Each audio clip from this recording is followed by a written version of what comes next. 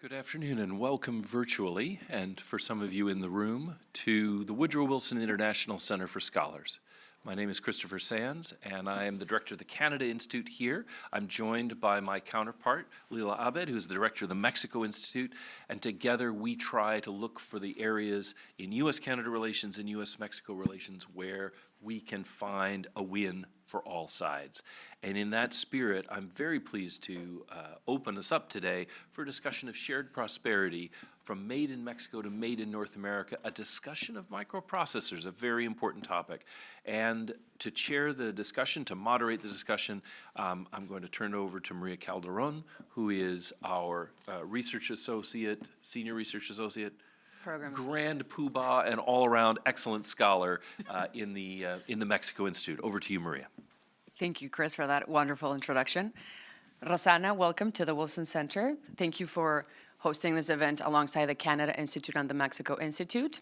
I will briefly introduce you since you have a very long career. So Rosanna Fuentes is the founder of Mexico Media Lab S2021, a media lab focused on communication for the 21st century. Before this, she served as editorial VP at Grupo Expansión, director of the opinion section at El Universal, assistant director of research at Reforma, and the first female editor of El Financiero's business section. Rosanna has co-authored books and contributed to the New York Times and the Washington Post. She has also hosted Televisa's Contrapunto and has taught at ITAM, one of Mexico's most prestigious universities. Additionally, she was a founder of Foreign Affairs Latin America. Rosanna holds degrees in mass media and information rights and a master's degree in international journalism and theater. She also studied cinema history at the Sorbonne. With that, Rosanna, I'll head it over to you for the presentation. Thank you so much for being here. Thank you, Maria. Thank you all for taking time to be here today. And I want to say that I feel at home at the Wilson Center because the Instituto México is part of my life, part of the life of many people. And I know that everybody's nervous and everybody's going through rough times. And I wish you all the very best. If I can do anything for any of you personally or professionally, please do not hesitate. And I'm here to talk about something that Lila and I talked about around 9 months ago. So this is a critical technology with national security implications for the interest of the three countries, Canada, Mexico, and the US. And I'm going to talk about microprocessing. Microprocessors are everywhere.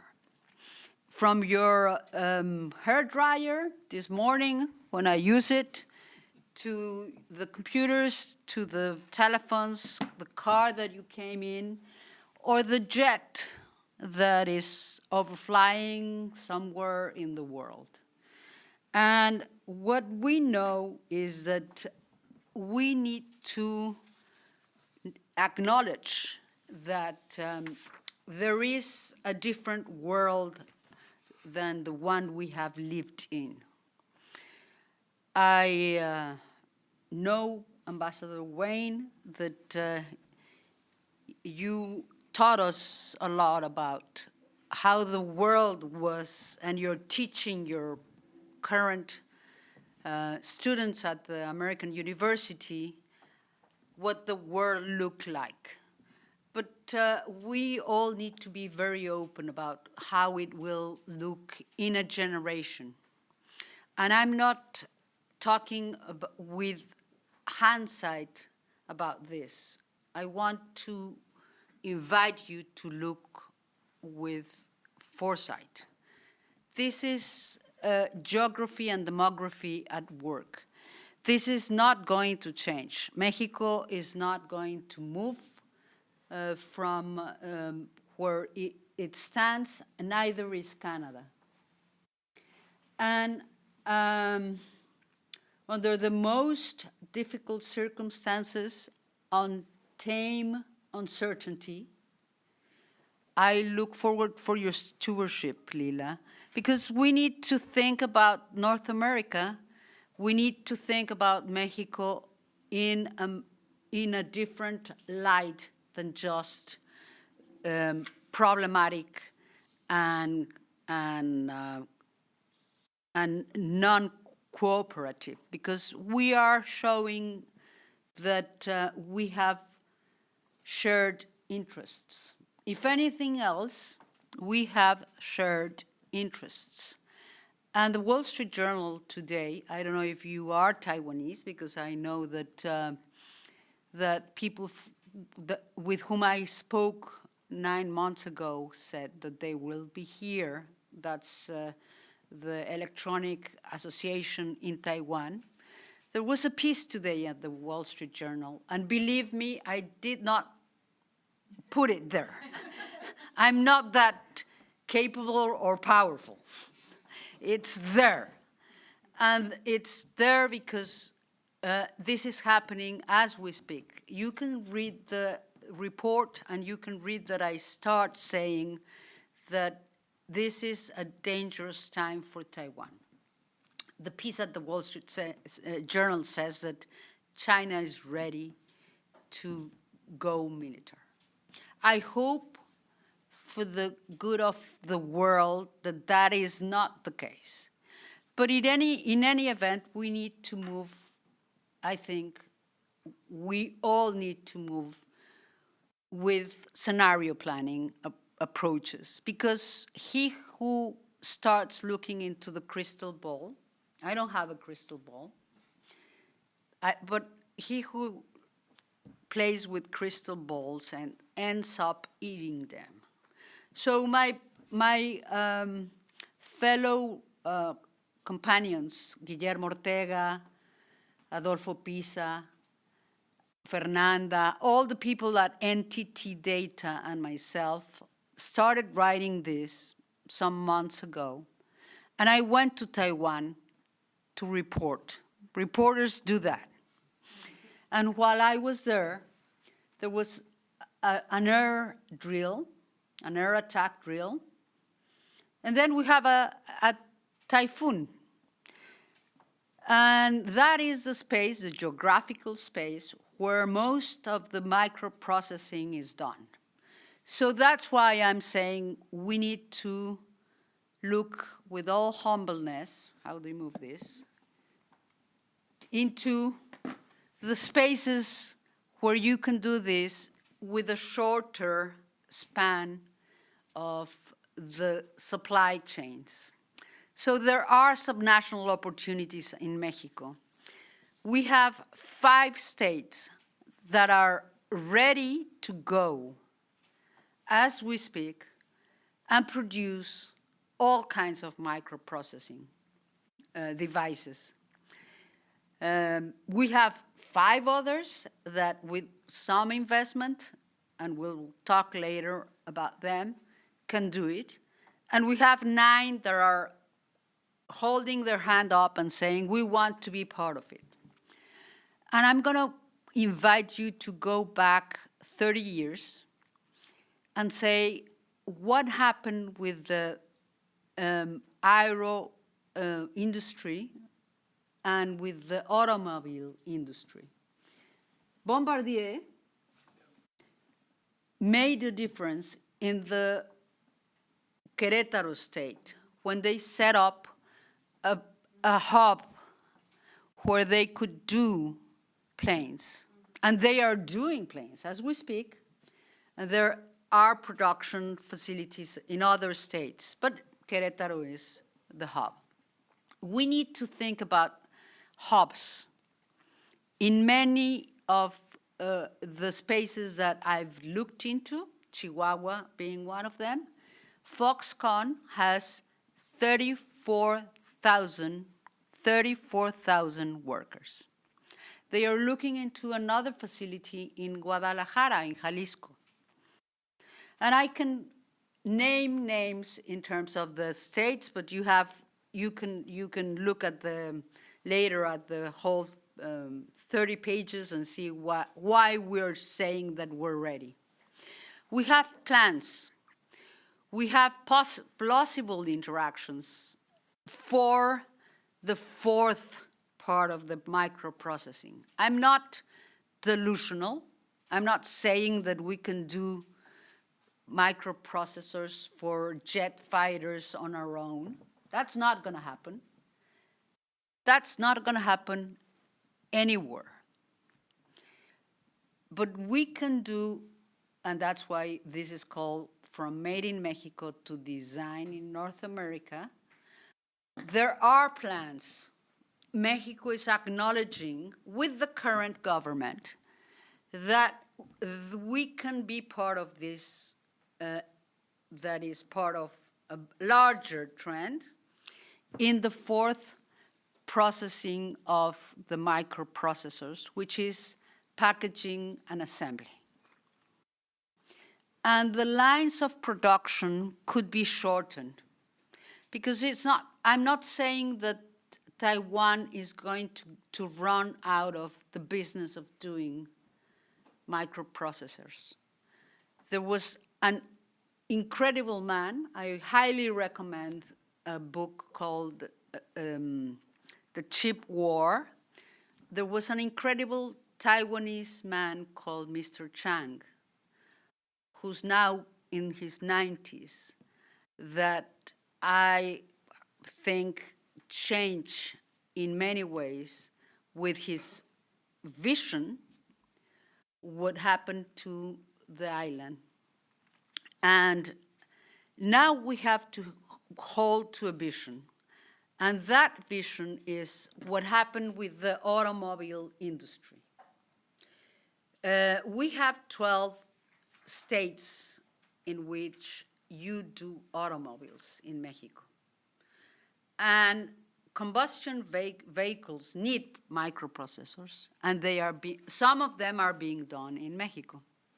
But guess what? Electric vehicles, I know it's not very popular to talk about electric vehicles now, but it's gonna happen. And electric vehicles need almost three times, what a combustion vehicle needs. So it's coming, and we need them close. And Mexico is a keystone of the North American high-tech supply chain. These are numbers that you can go around and see, and we are there as part of the high-tech supply chain. We're not talking about low-level work. We're talking about high-end technological employment. Yes, we can do also tomatoes in Sinaloa. We can do shrimps. We do a lot of agriculture, farming. We can put food on your table. We do, and we're very proud about that. But we can do high tech. And this is a study that I highly recommend. We're quoting a study that I highly recommend, because you can think of Mexico as three Mexicos. We have to bear that in mind. This is happening on the part of Mexico that is very tied to the international global production lines. And it's there, and it's current. Now, what are the lines of action? We talked about this, Diego, with you, and we said it's gonna be a pragmatic paper. I'm not a theoretical academic. I'm not saying anything about that, but what I want is to be part of the possibility of doing some contribution in terms of what decision makers have to look at. And these are divided, you'll see three parts, divided into what we have done it before, how we have done it before, and what we have done it before. In Querétaro, Bombardier came, and what happened is that the University of Querétaro started working with the talent. And there's now a university of engineers specialized in aerodynamics, and they have very, very good talent that is working with them. We have to establish dialogues. I know that it's weird to talk about government listening and engaging in dialogue nowadays, not only in the States, in Mexico as well, but we need to engage in dialogues that open up the idea, and we need to get funding, we need to promote put money where our mouth is. You'll see the academic decisions, but we need to do it together. Private sector leaders, with this pragmatic approach, have to promote industrial clusters. I came from the generation who are talking about public policy and industrial clusters was nonsensical. The best policy I heard Serrapuche, and I quote it on the paper, tell us was the non-industrial policy. Now we need to go back to industrial clusters because this is too big for any private sector.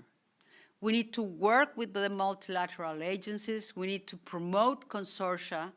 We need to seek alliances with universities, and the private sector leaders have to be at the forefront of this. We need the university leaders to stop being so uncooperative and ideological. And our president comes from one university where it's hard not to remember that we were divided between the free traders, me, guilty as charged, and my friends from the CEU, which were not. But the interesting part of this is that we're looking into the new ruling party rooting for free trade. That's interesting. We need to foster collaborative dialogue between academia and government in private and public universities. Mexico is a nearshoring space where you can have semiconductors in a manner in which your supply line is guaranteed in a shorter geographical space. And geography is very stubborn. We can change other things. The other thing that is very stubborn is demography.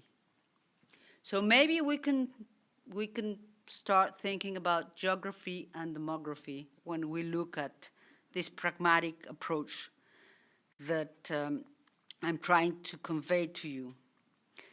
It is for all of the world to concentrate on ICE, interdisciplinarity, infrastructure, and investment. Investment and infrastructure in what? Highways, seaports. There are people looking into current ports in Mexico that are not sexy, but are, believe me, Topolobampo in Sinaloa is going to become very sexy soon, hopefully. And we have many of those. Laguna Beach is not able to deal with the cargo of the Asia-Pacific region anymore. So you need to look into other places. Railroad infrastructure. I know that there's a lot of debate and there's a lot of criticism towards big investments and infrastructure done in the last 6 years. But the railroad at the Oaxaca project, if we can do better in terms of some more investment with international agencies, with international partners, looking into what is of interest for the 3 countries. We don't need to look into anybody else at any other continent. If we can look at it, we can have Panama and also El Golfo de Mexico. I'm sorry to say that it's going to be called like that, El Golfo de Mexico as a project. Airports and air cargo and seaports. So we need to focus on that. It's a lot, yes. To have a vision, you have to have a big vision, not a small one. We need to look into things that we can do. And then we talk about geography. Let me talk about demography now. I'm of the generation of NAFTA. So start making your sums and subtractions and whatever. I was there 30 years ago. You're here, and it's your challenge. It's the torch is being passed on for Diego's generation. And there's a lot of talent there. To start with, there's a lot of people, and there's a lot of talent. So demography keeps you young as a continent, keep us young as a region. And that is not prevalent in other regions, neither in Europe or in Asia, or specifically China, if you want to go into that. I was surprised when I visited Taiwan and Asia in general of the diminishing populations and aging of the Asian populations. And the numbers are staggering. But we're not talking about that. We're talking about shared prosperity and the opportunities in North America. A final thought. I've already talked about the I's, the T's in talent, and there's a C, complementarity. We don't need different strategies between Canada, Mexico, and the US. We need to coordinate, not because we like each other, maybe we do, but regardless of that, we need to work together because I'm going to quote, and this is the end of the presentation, Maria, so we can get some questions. I'm going to quote a Mexican song from Jose Alfredo Jimenez. Without tequila, we haven't had any tequila. We're not at that point now. There's a song called Si nos dejan. Si nos dejan, nos vamos a querer toda la vida. If they let us do this, we're going to be liking each other a lot because we're going to be one of the big powers in microprocessing. Each of us alone cannot do it. Maybe the US thinks they can do it. They cannot. They do not have enough working talent. And Foxconn knows this. I'm going to quote one company, but many companies have experienced this. Foxconn opened a facility in Wyoming some years ago. They couldn't get people to do it. So you're going to tell me, well, with AI and with robots, we can do it. Ask the less popular person in Washington, D.C., if you can only have a factory, a car factory, with robots. And he'll come back and tell you no. He tried to experience that and it didn't work. There are factories that need hands and people, and microprocessing is like that. So there are key states that rely on imports from Mexico. This is a Census Bureau graphic, and you know your country better than me. You know how much we're integrated, how much we need each other, and how much this graphic can be also, this is with current products.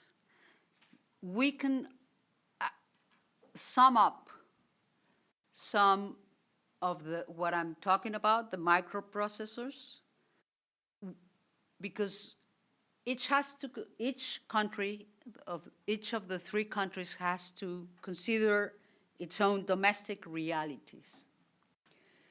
But it will be advisable that we all think in terms of a regional reality and think with a larger vision, an intergenerational vision that takes us to the place where we can do exactly what I was saying.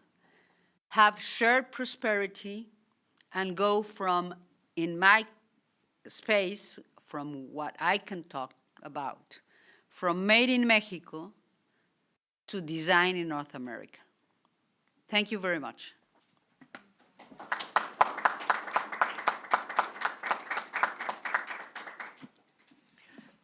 Thank you, Rosana, for such an informative presentation. I will give the floor to our director, Lila Abed. She has an initial question. Thank you, Maria. And Rosana, welcome again to the Wilson Center.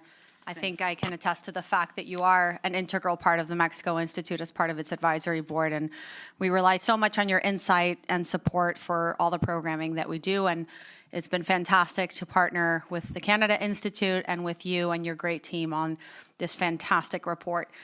I completely agree with your assessment and with your proposal to look towards a stronger prosperity in North America, more integrated region, and that all three countries have more to gain than to lose by working together versus independently.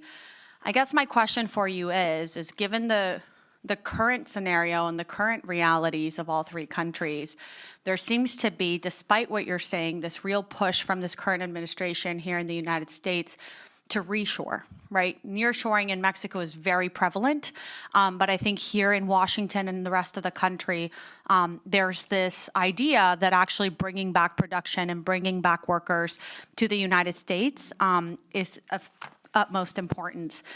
I think also what we're seeing with Canada, and of course I am not the expert on Canada, but there is a distancing, right, currently between the United States and Canada. How long that stands, it's yet to be seen.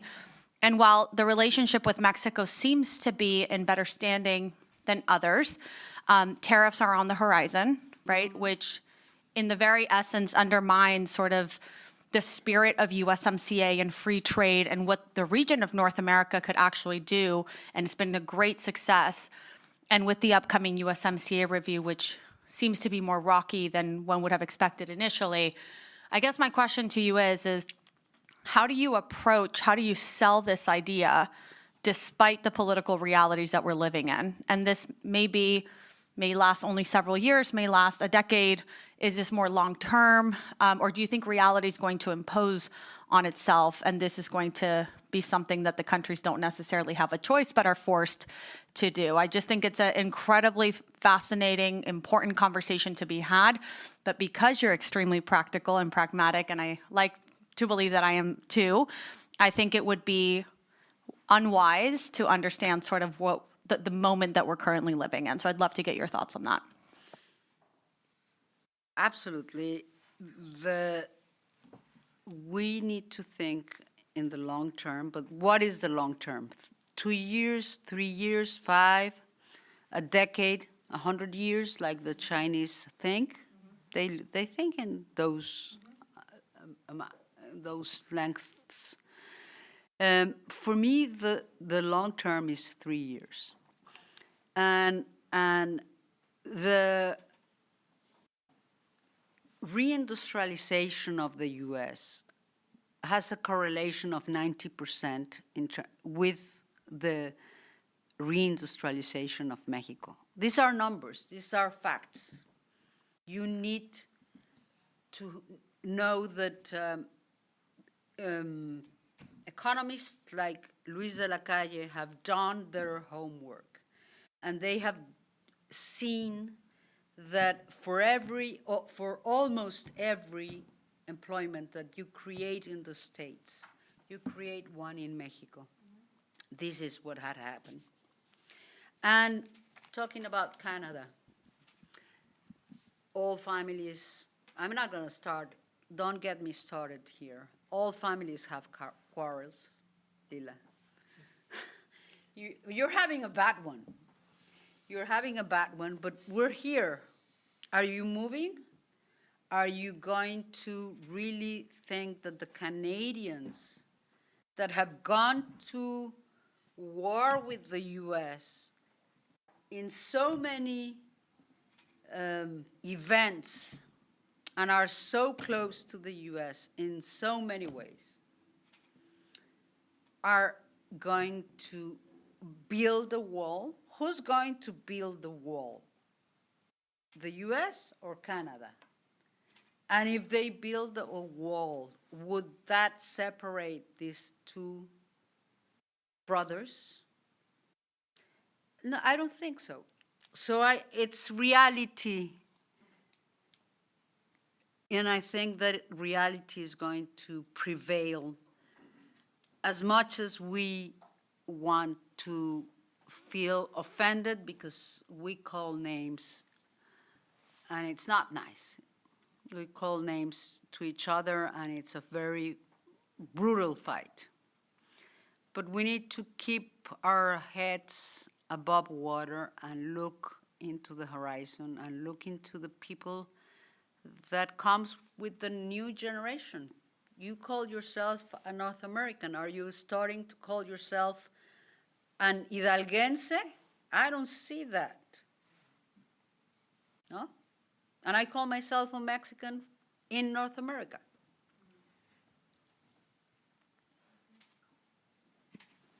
Chris? I wanted to follow up on that because I think you're right. Canada and the U.S. are having a really tough time. That's clear. But one of the things I remember the great Robert Pastor used to talk about is, he would say, well, we need to buy North American. We should think about ourselves as North Americans and not put lines in between us. One of the challenges, however, was that not a lot of people thought of themselves as North American in our generation. And so you could say buy North American and it sounded like you were buying from somebody else, not from us.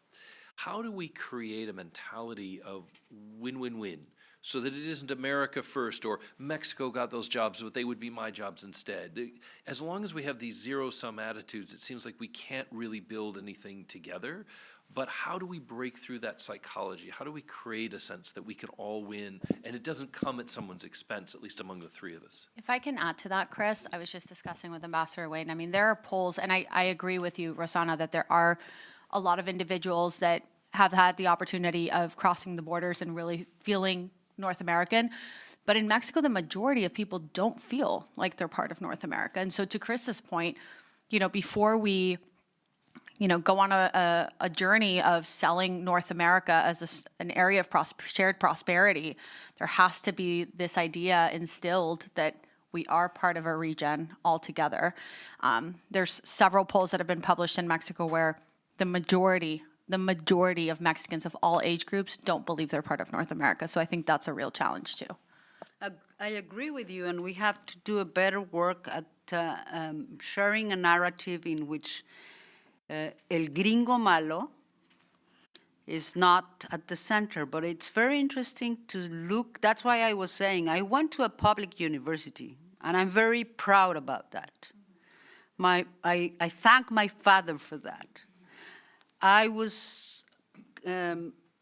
come from a family that had the resources to send me to private schools for all my life. But I went to a public university because it was, for my father, the rite of passage.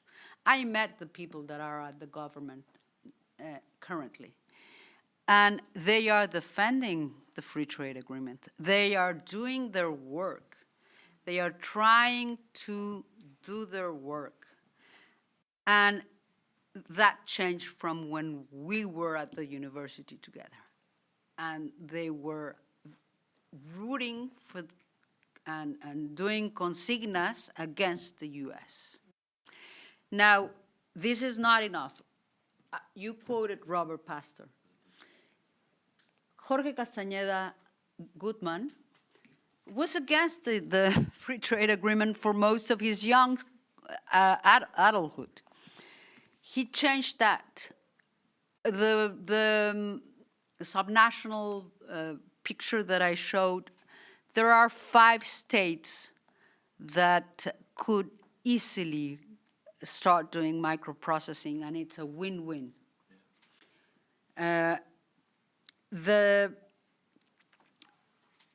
The fact of the matter is that we have to do our work, all of us, with people that we have not been hearing in our own countries. In Mexico, yes, there are 10 states that can do it very easily, but what about the other 20? And we need to level up and see how we can do better. And I'm not escaping from other issues that we need to take care of, the rule of law, and other things about migration. But the win-win situation that I look at, let's put it this way. Don't call it North America. Call it whatever you want to call it. Modern Mexico. Urban Mexico. What's in a name? A rose by any other name would smell as well. So Romeo, Romeo, forsake thy name, and for that name which is no part of you, have all of me. Let's not call it North America. You want to call it the Gulf de America? That's very inconvenient. I don't want to call it the Gulf de America. I want to call it Gulf de Mexico. But call it whatever you want to call it. But let's stay focused in the fact that the enemy is not within us. We have larger things to be concerned about.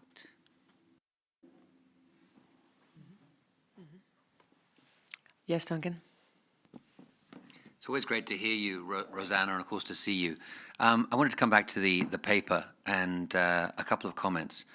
One, when you were talking about infrastructure, you had all kinds of physical infrastructure there, but you didn't mention digital infrastructure, which to me seems to be fundamentally important, Correct. Not just for the industry, but also for the part of developing talent. So I'd love your comments on that, porque no todo México es territorio Telcel. Talent, how well prepared is Mexico's workforce? We've had a narrative over the past 20, 25 years of Mexico's workers being educated to the point where they are trainable. And I think that's worked exceptionally well. So you've got a well-prepared workforce for manufacturing, maybe not so much for advanced manufacturing, although that is changing as well, driven by the industry. In particular, in the automotive sector, you're seeing more and more automation taking place, and the workers who are trained to the level where they can work alongside that. But where would you see the gaps are in Mexican education, particularly as it pertains to the semiconductor industry? Third point, and this is an issue, I don't know whether you deal with it in the paper, but water and energy. Major problems in holding back development in different parts of the country, and particularly in some of those states where there is potential for developing the chip industry. And then lastly, I think what you've pointed to here, and partly in your comments about the United States and the problems of building plants here, but it also, of course, pertains to Mexico, and that is we really do need to help policymakers understand the semiconductor supply chain. Because I think that everybody hears the word chip and they think, well, it's a chip that's in your hairdryer, it's the same chip that's in your car. And it's not, of course. I mean, those are very, very different things.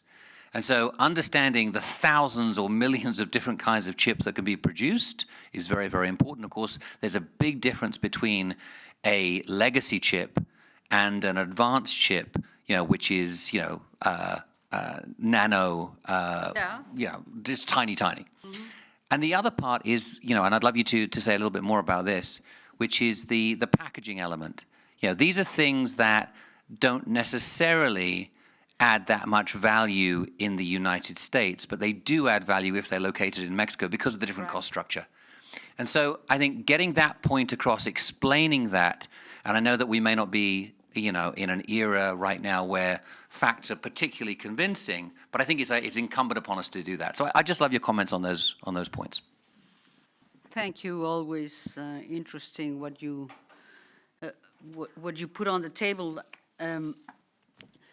I think that the digital challenge is a big one. AT&T, I'm going to name names. AT&T has been there and has not been able to get as many customers as it should, because it's a very good company. But we have a prevalent player, a consumer monopoly, a monopsomio, in Telmex. And it's not giving us as a country what we need in terms of digital infrastructure. So if I were to have Diego's age, which I don't, I would start doing startups everywhere. And there's maybe with the new technology, there's opportunity for people that are very important in Washington nowadays to open up spaces for their technology. A friend of mine was on the waiting list to be part of Starlink. I'm going to name names, I said. Starlink arrived to his home, and he just plugged it in, and he has a wonderful digital access. We need more of that? Yes, we need a lot of those. As for the talent, it's trainable, it's hungry, it's waiting for opportunities, and people are willing to risk it and move from the automobile industry to the next frontier. Mexican workers do not feel entitled, do not feel that they have their life figured out, because most of us don't. So what is the big difference, and how can you add value? That's why I was saying, I'm not telling you that we can do the design part of the chip for a very sophisticated chip is not even done in the States, to be honest. It's done in the Netherlands, in Holland. But Canada has rare earths. Silicio, germanio, and so we can combine things. We do most of your flat screens. We do most of your cars. We do most of, currently, we do most of your hair dryers. We can do that. We have challenges in water and energy, yes. And it's not going to be easy, but there are people that are looking into changing, for example, as we speak, the International Finance Corporation, the World Bank is looking into using water that is already contaminated by a city and reusing it to produce energy. And that is current technology. It's not something that we need to wait for something to happen and then look it up. No, you can do it in an industrial cluster that is what I suggested. You can take the water from cities and turn it into usable water. You can use energy because we're very close to Texas and Arizona. And you have capacity, you have gas. So if we stay as a region, we will be better off than if we divide ourselves and start thinking that this is a zero-sum game or a prisoner's dilemma or any other way of approaching this, or a Thucydides war. You told me, Ambassador, that you were teaching public diplomacy. This is not for us a Thucydides war. We better think of ourselves as a region.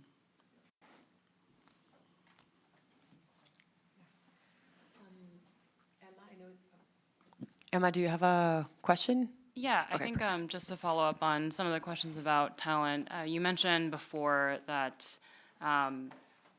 just for universities to become more cooperative, I would just be interested in hearing more about what some of the challenges specifically are in nurturing some of those programs, and also to tag on to the other point that you just made about startups,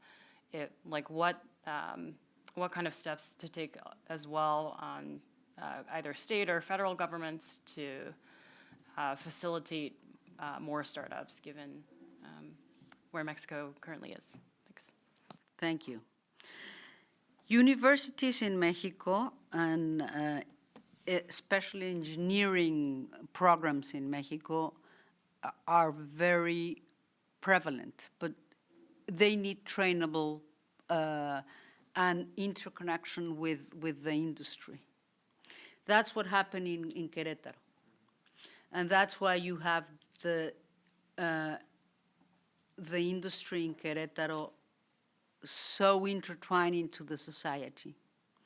So if you choose, I know for a fact, because when I was reporting in Taiwan, I know for a fact that one of the state governors was granting scholarships for engineers to go, and professors and students to go to Taipei. Xinhu is the place where you have the scientific city and where TSMC is. And they were there, 60 Mexican young engineers being exposed to that. 60 is not a large number, but it's a beginning, and it's a step in the right direction. And you need to train the trainers. You need to bring people that introduce, and there are, we talk as a team with people that can help Mexican universities with their curricula so that they can be more trainable, as Duncan was saying, at the end of their 4 years in university and become part of the microprocessing sphere. Startups. It's a big, big, big challenge, but we need everything. We need energy, we need water, so again, if I had 25 years or 30 years, would I want to be employed by, I'm not going to name names in this one, but I don't want to be employed by Carlos Slim, especially if I'm a woman. No? I don't. It's a family business. You're not going to go anywhere. And I can attest to the fact that you need to have more startups. Now, it is hard to have an ecosystem of startups if you don't have angels and you don't have capital and you don't have VCs and you don't have this and that. And we can concentrate on the fact that entrepreneurish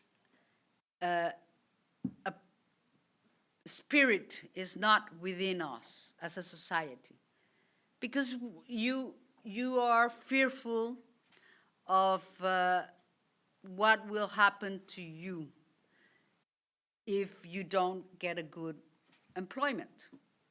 I was talking about my dad before. I was trained to be an employee. I was trained to get on the rat race and be looking for the next big job. President of the Republic, never, it was not on my vision, but we now have a woman president. So things that could not happen before are happening. So maybe a 25-year-old Mexican somewhere can become a good owner of a startup and compete with their talent, with his or her talent, for giving us the water and the energy that we need, because this is going to happen. They will need to do things in a country that is easier than an island that is at the other side of the world, surrounded by your largest challenger, let's call it like that, the Thucydides trap, and you are dependent on everything, from the hair dryer to the stealth jet and everything in between. Maria, I don't know if...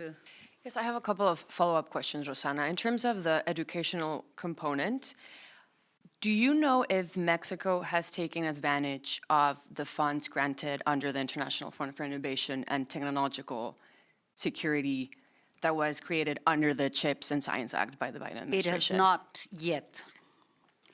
I don't know if it will stay around, but I do know, because we asked specifically, that it has not taken, it all happened very fast. History has become a very accelerated space nowadays. And this is happening as we change guards here and there. So the answer is no. And my recommendation to the people, and it's there on the government side, they have to look into those, because some other places, Costa Rica is taking advantage of that. Here is the former Costa Rican ambassador, Ambassador Muni Figueres. Costa Rica is taking advantage. Intel and other companies based in Costa Rica are taking advantage of that. And do you know if the Mexican government has any other plans, or have they drafted a national plan or on the local level to take advantage of these opportunities granted by this fund? Yes. Do they have a strategy? Some of the governors are looking into that and are working with the embassy, I know. And there is another factor. The Plan Mexico has a space in which they talk about microprocessing, and now we have another plan called Kutsari, and they are also looking into this. But we're living in uncharted waters, and we don't know what will happen in the States. We don't know what will happen in Mexico for sure, but openings are plausible for interactions. And this Plan Mexico, Kutsari, Cañete, the private sector are looking into them. But if you call Washington now, who do you call for this? I would love to hear if somebody has an idea.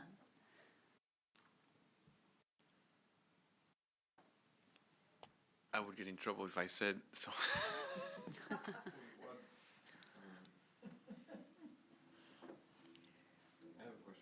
Yeah, go ahead, Diego. Two quick comments and a question. I agree with you. Geography shapes destiny, not in the abstract sense of the word, but in the tangible reality that North America, our future depends on how we can work together. For nearly 40 years, economic integration has bounded the region. Yet in 2025, this economic reality is still unsupported by a political project. That's number one. Number two, I think you made a really great point on the paper as well, that there's no way that the US can build a robust and competitive semiconductor ecosystem without Canada's critical minerals, without Mexico's labor. But we need stakeholders here in the US to acknowledge that and realize that and leverage that to their advantage. And then lastly, which is I think a good segue to the last point you made, and knowing that you wrote this paper a while ago, when you were writing the paper, we lived under a very different set of assumptions. I think we just experienced a large paradigm change for many different things. We now, as you said, operate on a week-to-week basis, navigating a very unpredictable environment. Is there something? The question here is, would you wait out the storm and then react to it, even if that makes us less competitive vis-a-vis other places like China? And I don't think that's going to be your answer, but if we want to be proactive and pragmatic about it, how do we take advantage of this new paradigm? Thank you. Thank you. With people like you, Diego, I look forward to you answering that question. I can share what I see from my perspective, my point of view. And I think we need to work every day, not wait for the storm to stop. Ever since I was born, we have had to work on dire circumstances vis-a-vis the relationship. And it's not going to change. The gradient is different. We have to work harder. The navigation of some Magallanes project, this is, I don't know how you say Magallanes in English because it's totally different, but is this Magellan? We don't know what we don't know, but we know that we need to work. And we need to get the ships going. And we need to be proactive because otherwise, on the other side of the planet Earth, some others are being proactive in their own interest. And we can attest that they are doing it. This scientific city in Taiwan, which I visited, is incredible. Incredible. Why don't we start working with the Taiwanese people that want to work with us? They are opening factories in Arizona and Texas. They have factories in Mexico. Canada, they have some investments as well. Why don't we get in a room and talk about what we can do together as a region with them? A follow-up question, Rosana. I know that we delved already into the Mexican government's response. What's your view on the private sector's response in Mexico? Are they organized? What about the Cañete role? How do you see that playing out? Cañete is playing a role. I see that family offices are looking into investing, but this is something that is larger than any one company. And I think that the private sector is not as daring in this process as it should. Going back to the metaphor of the 25-year-old, if I was the second or third generation, I wouldn't be asking my father to invest in something that is already done. I will ask my father to give me the money, and I will go west, young man, and start seeing what I can do on this sphere, because there's going to be a lot of things that need to be done. There's this second generation owner of industrial facilities called Dominique Béraud. Lorenzo Dominique is the son. He's looking into getting more capital for his spaces and look for companies that are organized around an anchor in microchips. This is the kind of thing that is needed. There are people looking into it.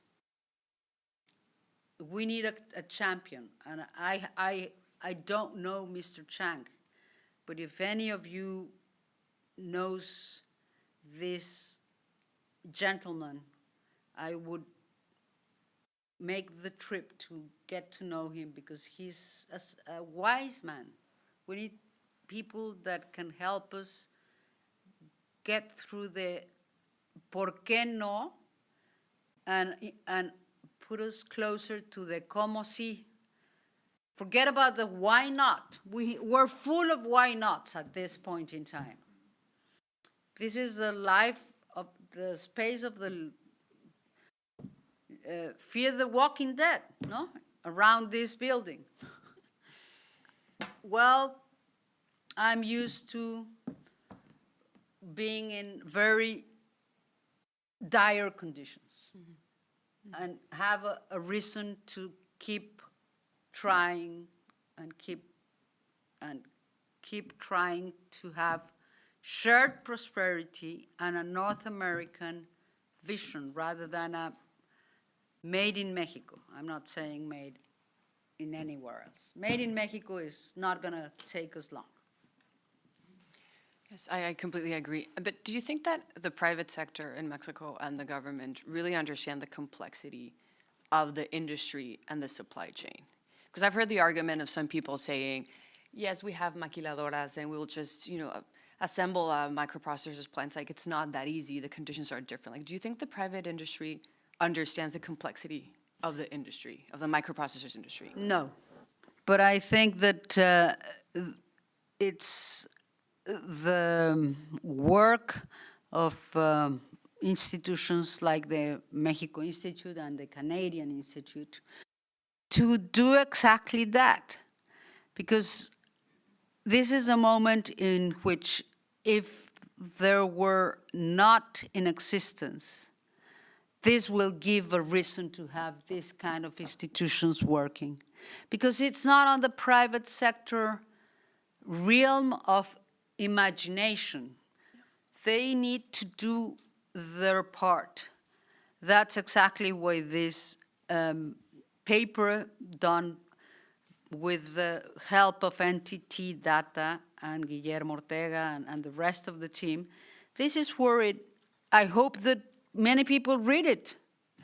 And yes, it was written before March the 2nd. And we don't know what will happen in April the 2nd. We don't know, but we need to work on a daily basis for the possibility that is there of a scenario in which we can work together rather than against each other. There's another scenario where we can work against each other. That's not the scenario that I think will take us very far. Correct. And then in terms of working together, do you see spaces, or what are the spaces for Canada and Mexico to work together along the US in terms of this industry? And then if you could delve more into what has Canada been doing on the microprocessors front? I think that the rare earth part of the process is something that Canada and Mexico can do together. Because the mining and the technology process and the educational process can be done without the US or working on a parallel road. This is the way that, for example, I think that the University of McGill, to be specific, can help the university in La UNAM or El Politécnico and help them with engineers that can help work the germanium and the silicio and all the things that are needed and that we are not very good at, or still not very good at. Chris, you have a follow-up question? Just a hot pursuit question. I wondered if you had thought about, in your recommendations, all three countries creating joint research funding for collaborative research. You talked a little bit about that and maybe could explore it a bit further. I know that in 1961, the US and Canada created a defense research and development agreement where both countries put in money that companies and universities could tap to do defense military-related research, and it was a decision to get companies working across the border. And I wonder if that's a model or if you've thought about other ways that we could finance this important work. I have thought about the idea of science rather than military, because that falls into what I was before referring to when I quoted Romeo and Juliet. We need to frame it in a way that is palatable to the three countries. And scientific transfer of knowledge is very much something that is sought after in Mexico. And it's something that our East competitors do not bring about when they are walking the Silk road. They don't come with that. So just to jump on and follow up there, but the approach in Canada seems to be to let the private sector take the lead in develop it, working with public sectors, but let the private sector take the lead. In Mexico, the decision has been made to have the public sector take the lead, and the public sector is doing nothing in most of these areas. So how do you turn that around in order to get people working together? That's not just about universities talking to each other. It's really about developing the sources of these materials, maybe with universities and with others in doing it. Right now, it's just sitting there in Mexico. They're not really developing it. So, it seems like a great lost opportunity to have For this, all of us. for everybody, to have Yes. this. I think that you just hit exactly the sweet spot. It can be a lost opportunity for all of us if we don't get people on the room. Who's the champion? Who can get people on the room? Who can really think in a manner in which we can imagine a shared prosperity in North America? And it's not going to be because we like each other. It's going to be because we need to. It's in the interest of all three parties. Ambassador, you have a question? Thank you, Rosanna. And thank you, Wilson Center. This has been quite illuminating. I just want to cite the example of Costa Rica as a case in which the China syndrome has had a huge effect.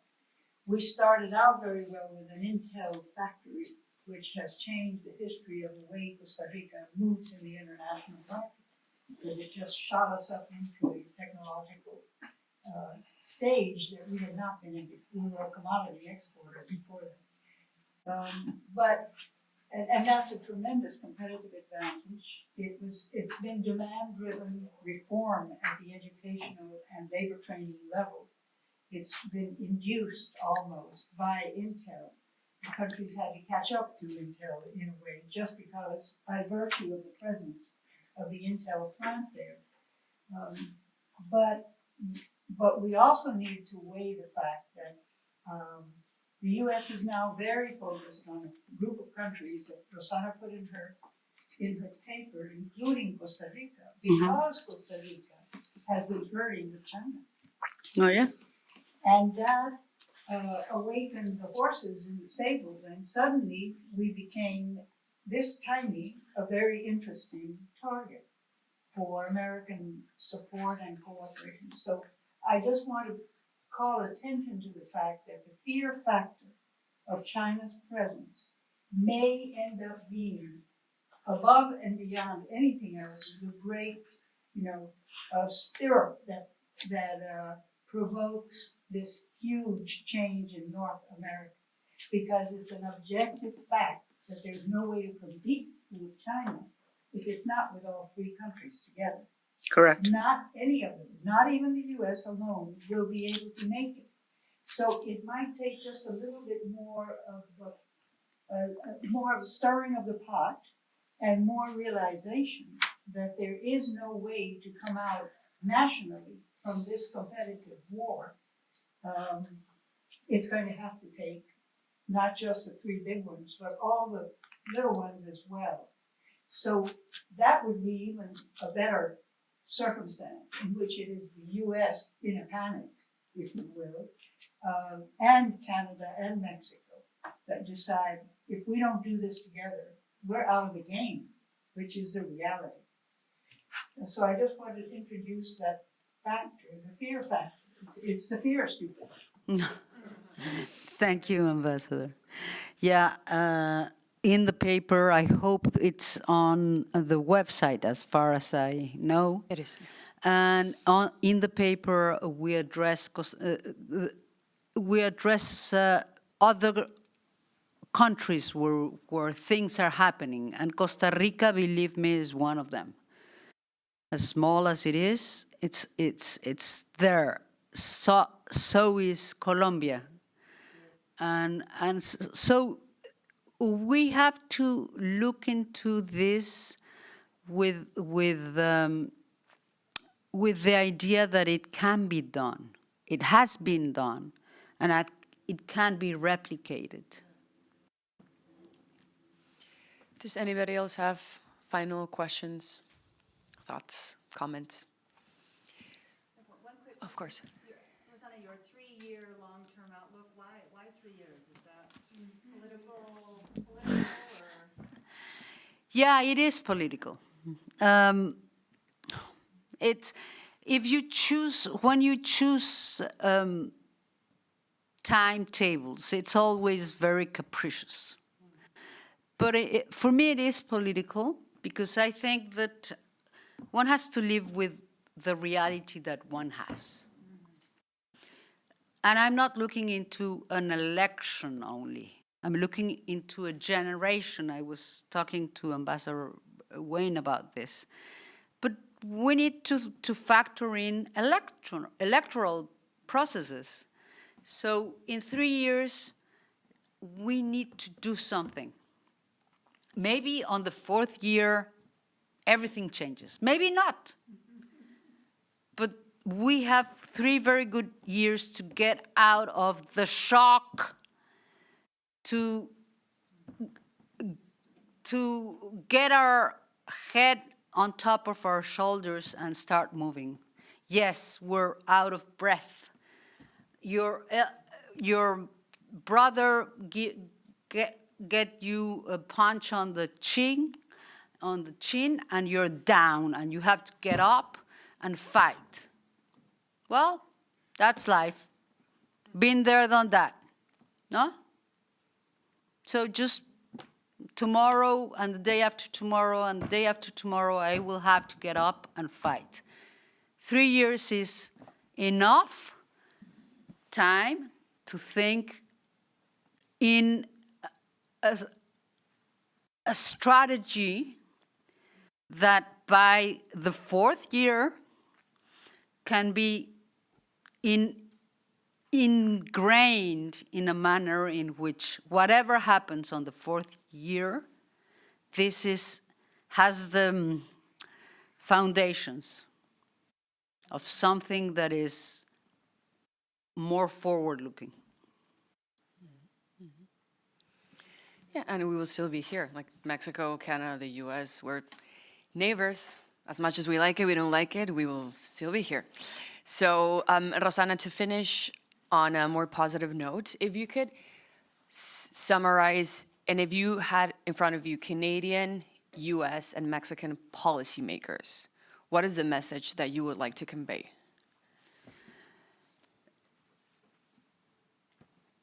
The headline, because I trained as I am in headlines, would be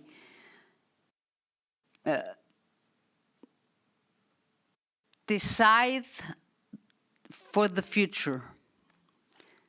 Move towards doing it in the region. Very clear. Perfect. So if nobody else has any other questions, I would like to thank all of our in-person attendees and our virtual attendees. The report is published on our website. It's on English and Spanish. And I want to thank our excellent speaker and author, Rosana. It was a pleasure hosting you here at the Wilson Center. I hope you can come back soon with Thank you very Report much. 2.0. Thank you very much, and thank you, Maria, because you have been fundamental in making this happen. I thank you personally and all of the rest of the staff of the Wilson Center who have worked for this to be a reality. And in Mexico, NTT Data, which is integral part of this. I could not have done it without Guillermo and the team. Thank you very much. Thank you.